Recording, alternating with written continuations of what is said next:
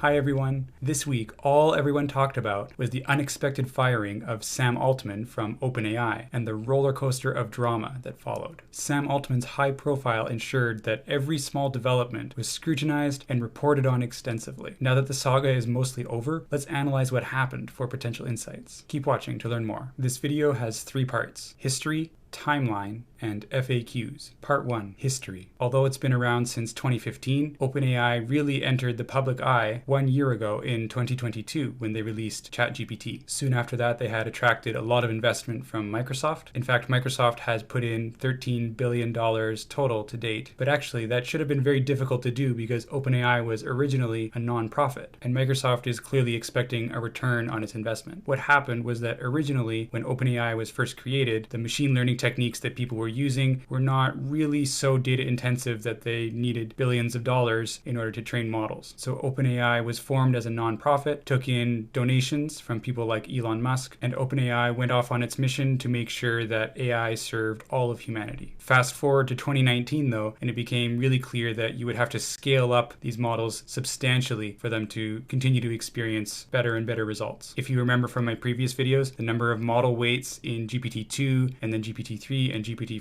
was basically 10x each time. So you basically need millions and millions of dollars for cloud computers to actually train all that. So in 2019, OpenAI, the nonprofit, created a sub-entity, which was a capped profit entity. Basically, OpenAI itself would continue to be a nonprofit with an overarching mission, but this capped profit entity could take in cash and make money, make returns for investors and return that to them, but it would create at most 100 times returns. If it made more profit than 100x, the extra money would just flow into the nonprofit instead. This is a very unusual structure for a startup or a startup-like company to have, and it really set the stage for what happened in this past week. OpenAI has been immensely successful, and they were about to close on a funding round that would value them at more than $80 billion. And remember, when a startup is worth $1 billion, it's considered a unicorn. So there's a lot of money being thrown around at places like OpenAI. In fact, the median salary all in at OpenAI for some category, I think it was software engineers, was actually $900,000 US. That includes $300,000 base and the rest as stock options, which, keep in mind, could be worth 100x what they are now if things go well for the company. That's an immense amount of money to be paying software engineers. That's much closer to the compensation that the big tech companies like Google and Microsoft can give to employees, and really far away from what most startups are offering. If you look at OpenAI's competitor, Anthropic, you can actually see base salaries going up to $450K, for example, which is really pretty crazy. It's no wonder there's so much argument and discussion about what direction these AI companies should go in. They're creating something that could be very dangerous, or it could be extremely useful. The companies themselves are raising tons of money, and all the employees have a really vested interest because they're getting amazing salaries. Speaking of Anthropic, it was actually split off of OpenAI in 2021. 11 employees from OpenAI, including the VP of research at the time, split off to form their own company, and they raised $124 million in their Series A. Now it's only 2 years later, and both companies have extremely powerful large language models. But anyway, back to OpenAI. Part 2, timeline. So what really happened on Friday, November 17th, 2023? Well, first, let's talk about the board members of OpenAI. 4 of the board members will have the greatest impact on this story, and they are Ilya, chief scientist at OpenAI, one of the founders from 2015, apparently recruited from Google by Elon Musk, and the real brains behind the LLMs that the company makes. He actually published a very famous paper along with Jeffrey Hinton. Next, you have Tasha McCauley, who has founded various startups in robotics, geospatial technology, etc. And she's a big, effective altruist, which means she cares a lot about AI safety. Next up, you have Helen Toner, who's a public policy person from Washington, D.C. She's an expert in China's AI landscape and the geopolitical tensions between the US and China. And fourth, you have Adam D'Angelo, the CEO of Quora, who is also very enamored of the nonprofit aspect of OpenAI. He actually said, "There's no outcome where this organization is one of the big 5 technology companies." So OpenAI's board consisted of those 4 members, along with Sam Altman, the CEO and founder, along with Greg Brockman, the president and also a co-founder. But what happened was those 4 members met together and decided, I guess they have a majority, they decided to fire Sam Altman and kick Greg off the board. Greg was originally going to keep his position as president at the company, but he resigned later the same day in protest. The news was picked up immediately, especially because partners, including Microsoft, seemed to have no idea that this was coming. It drew comparisons to Steve Jobs leaving Apple, and I also read statements that it would have been like the two founders of Google leaving early on in the company's development. Pretty disastrous, in other words. And of course, it all started playing out on Twitter, X, with statements like, wow, AI really is coming for everyone's jobs. And of course, tongue-in-cheek speculation that AGI had taken over. No one was really sure exactly why Sam had been fired. The board's statement said that he had been, quote, not consistently candid, that he had been lying, in other words. But later on, when they were asked to provide some proof of this, the story changed a little bit, and at the end it was more like Sam asked two people to work on the same project, which doesn't seem nearly as bad. But anyway, Sam began to try to reverse the board's decision, of course. He apparently went in person to negotiate with the board, and I think it was on Sunday that an agreement in principle had been reached for Sam to return and the board to resign, or most of the board to resign. But then the board began to change their mind, and they missed a 5 p.m. deadline by which a lot of employees were set to resign and follow Sam and Greg out the door. So it seemed to be all off. OpenAI's investors were really unhappy about this because they really trusted Sam Altman, I suppose. And you had the Middle Eastern sovereign funds saying they would withhold payments or not put in their money at the 80 billion plus valuation that we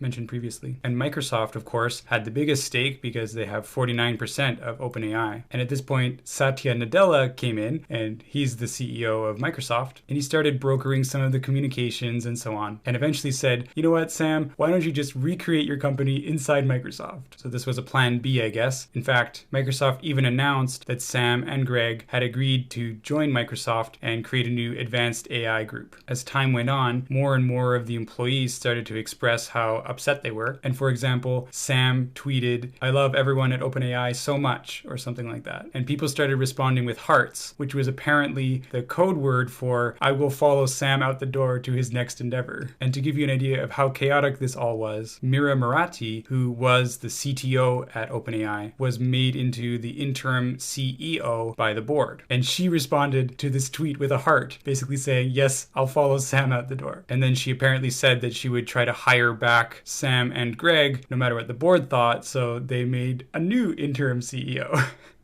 Eventually, an open letter was created by the employees at OpenAI, which called on the board to resign. If I remember correctly, I think this was created at 1 a.m., and within a few hours, 500 of the 770 people had signed it. And sometime in the next day, the total rose to more than 700 of the 770 employees that OpenAI had were signatories to the letter. So that's more than 90% of the entire workforce of OpenAI saying that they would actually leave OpenAI and go work with Sam, presumably in his new venture within Microsoft. And Satya Nadella helpfully said that they would match the salaries of everyone at OpenAI, which, as you remember, are really big salaries, but I guess doesn't really matter to Microsoft. Interestingly, Ilya, who, as you remember, was the chief scientist and one of the board members, was one of the people that called for the board to be removed, even though he was on the board. So of the original 4 people, Ilya actually changed his mind at the end and ended up supporting Sam, which was really surprising because at the beginning, it seemed like this whole thing was actually masterminded by Ilya. It seemed like a power grab by Ilya. He seemed to be the one reaching out and really representing the board, answering the questions within the company, and so on. And this was really worrying to a lot of people at first, because Ilya is a scientist. He's a pretty calm person, and everyone was wondering what would cause Ilya to take such drastic action and kick out the CEO. There was some speculation on the grapevine that perhaps a form of AGI had been achieved internally, and there was disagreement about how to proceed. Sam Altman is very commercial, so he would have wanted to push it out there, make some money, and perhaps the board, led by Ilya, felt much more strongly about their safety concerns. But anyway, this theory didn't really make sense anymore after Ilya switched sides and said he would support Sam.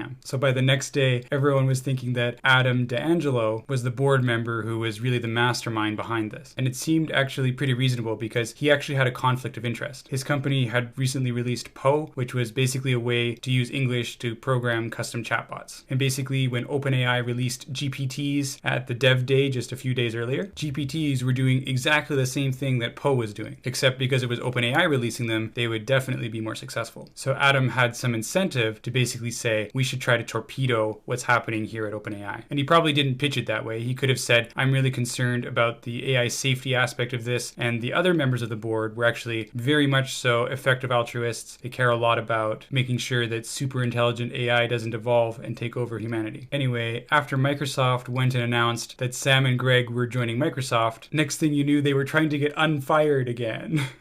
In fact, it was really crazy. You had Sam getting fired, then the interim CEO said, I think we should bring Sam back, and then she got replaced. And the next interim CEO the next day was Emmett Shear, who had been Twitch's CEO, I think. Anyway, he was now part of the negotiations, and he was negotiating on behalf of the board, again trying to get Sam to come back, even though his predecessor, interim CEO, had been replaced for doing the same thing. But by late on Tuesday, it actually worked. The negotiations actually worked out with Sam and Greg coming back to the company. Apparently, most of the details had been worked out 2 days earlier. The first time Sam was trying to get unfired, and the extra 2 days were basically to sort out who on the board would take the blame. That's my wording, not theirs. They didn't want to admit they had been wrong because they all felt that collectively they had acted correctly. Although again, we don't yet know exactly why they fired Sam. But anyway, Ilya had already left the board, Helen and Tasha left the board, and Adam stuck around. The board felt that by keeping at least one member around, they could kind of save face, I guess. It's interesting to me, though, that Adam was the one that was kept around, given that he may have had this conflict of interest, or rather definitely had this conflict of interest. So it makes me speculate that he must have been one of the more powerful board members. The new interim board consists of Adam, Brett Taylor, the co-CEO of Salesforce, and Lawrence Summers, a former Treasury Secretary. I think they probably wanted someone with connections to the public sector, and Brett Taylor has connections with their investors, including Microsoft. Anyway, OpenAI had the entire week of Thanksgiving off. All their employees were off that week. But apparently a lot of people stuck around and actually went to the office and everything to try to stay on top of the drama. And they were trying to wrap up the negotiations before Thanksgiving, which they just managed, so that people could have an actual Thanksgiving break, celebrating and presumably getting some sleep. Part 3. FAQs. Did OpenAI develop AGI? This could have caused Ilya to go against Sam, and it seemed like a very plausible idea at the beginning. People also really suspected this because of the suddenness and the language used in the firing, right? It was very strong, not consistently candid, instead of spending more time with family or something like that. But it seems that this signaling may just have been lack of experience by the board. So there's no evidence that there's any AGI involved. Was OpenAI taken over by AGI? Everyone seems to love joking about this, but no, probably not. There's probably no AGI. Will this affect AGI timelines? Also probably not, because we ended up with everybody back at OpenAI except for some board members. But one common refrain is that everybody has lost a lot of faith in all the people in the situation and how they handled things. It feels not very stable. So I think that might affect OpenAI's lead a little bit, but I don't really see it decreasing investment in AI that much. It might just make sure that OpenAI's competitors like Anthropic get a little more attention their way. Did OpenAI blow their lead? Maybe, but not catastrophically. You should read about how Blackberry really lost control of the smartphone market to Apple. That one was interesting because they were on top of the world, but they ignored some new upcoming technology, touchscreens, I think, and then they had 1 or 2 really severe outages that lasted for like almost a day. And that was enough to completely gut the company. They used to be the biggest company in the Kitchener-Waterloo area in Canada. They hired all the tech talent in the region. And then the bubble popped, and they were only a tiny fraction of their previous value. They actually still exist today, by the way. They make some cybersecurity software and other things, but they're not a household name. So OpenAI could have blown their lead very spectacularly, and they almost did. All it would have taken, I think, is an outage during this time, or a revelation of a data leak that actually caused the firing, or even just Sam spending an extended period of time away from OpenAI and drawing investment dollars and splitting their focus. So I think OpenAI got very lucky. Was Sam Altman splitting his attention? Well, he had been pitching other ventures, at least 2 of them, including an AI chip manufacturing company to compete with NVIDIA, but those companies hadn't officially been started, just trying to get traction from investors. And keep in mind that Sam Altman was the president of Y Combinator for like 5 years, I think. Y Combinator being the most prestigious startup accelerator in the world. So he's very used to juggling multiple responsibilities and looking for good startup ideas. So my guess is this is just business as usual for Sam, as it seems to be for many entrepreneurs. Was any of this orchestrated by Microsoft? Very doubtful. They were as caught off guard by this announcement as everybody. But Satya certainly knows how to take advantage of a situation. It was only a day or 2 and he had all the cards. He had Sam and Greg working for him. He had all of OpenAI working for him. He had basically acquired OpenAI for $0 instead of $80 billion. But that wasn't actually what Satya wanted. There'd be a lot of regulatory trouble if they actually acquired OpenAI in that way. And there's still reputational risk from generative AI models, which Microsoft can avoid by being a little detached from the situation. So Satya very graciously said he would support Sam in whatever form that would take. And since Sam was eventually able to return to OpenAI, that was that. It's important to note, though, that Sam is not really experienced at being the CEO of a large enterprise. But this close relationship between Sam and Satya hopefully means that Sam is receiving mentorship from him. So I think OpenAI can benefit a lot from Microsoft even when they're officially outside of it. Is this type of drama uncommon? Unfortunately, no. I think a lot of startups go through some issues in terms of alignment and agreement between the founders or the people at the top. And OpenAI isn't just any startup, it's a pressure cooker of a startup with the world's eyes on it, trying to ship stuff as quickly as possible and yet still do it safely. In fact, I was amazed at this. Mira Murati tweeted during the middle of all this drama that a new feature had shipped, something to do with voice recognition in ChatGPT, which clearly couldn't have been on the original roadmap because the whole company was supposed to be off that week. So clearly she was like, all right, everybody, staying busy will make you feel better.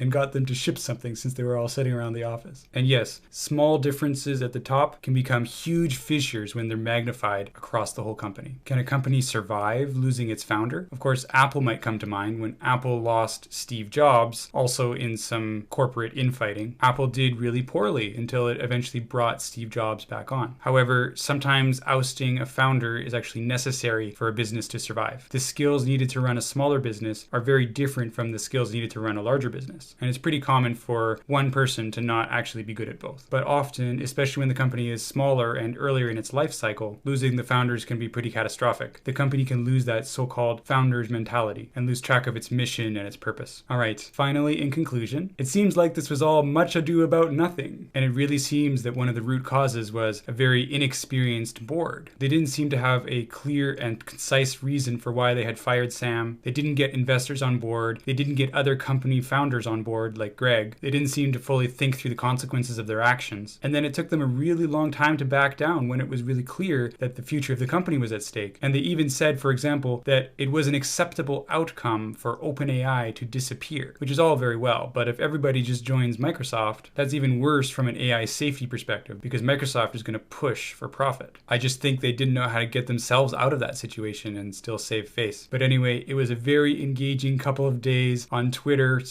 X, and reading all the news. I read a lot about the leaders of OpenAI and what they do and some character references and some character assassination. Like there was a wonderful story about Sam Altman intervening to save a startup, basically talking to some founders and saying, you really need to communicate more with your investors, and then getting on the phone with the investors and begging and pleading and threatening and who knows what to basically convince them that they should really stick with the project. And then there's also all this stuff about Sam Altman launching WorldCoin. So who knows? There's a bit of gray in every situation. If you were following along and reading all the tweets and the news as well, then I'm sure you know what I mean. If you liked this video, please check out this previous one I made about timelines for AGI, which was looking really dodgy for a while there if OpenAI was going to implode. But hopefully we're still on track. Well, that's all I have for today. Thank you very much for watching. Bye.